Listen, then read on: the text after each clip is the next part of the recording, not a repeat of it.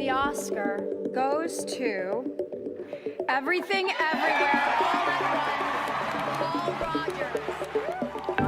Rogers. Everything Everywhere All at Once had some incredible and historic wins at the Oscars, but one of the wins that I want to talk about is one of the lesser written about wins, and that was for Best Film Editing.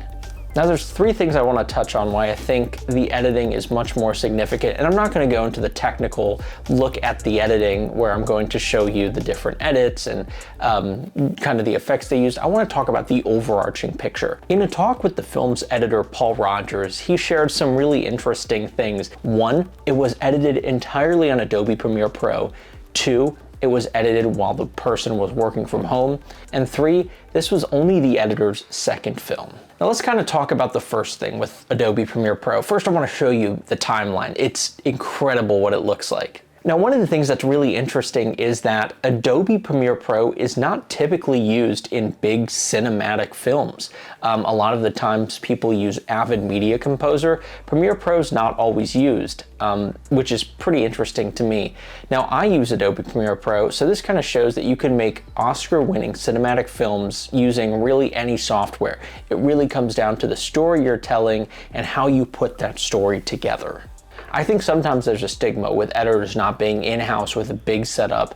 I think what's really neat is that he showed that you could work from home and produce an amazing piece. Now, obviously there are a lot of editors that work from home and have really big setups, but this just kind of goes to show that you can create really high level cinema without having to go into some sort of studio or rent some sort of big space to have this video and edit in. But now I want to go to the final point, which was that this was his second video.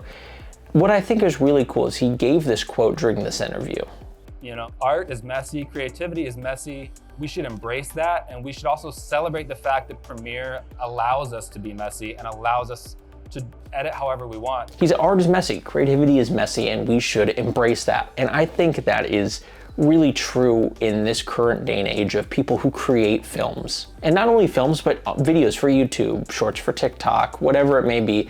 I think it really goes to say that you don't have to have some sort of really elaborate background. You don't have to know everything.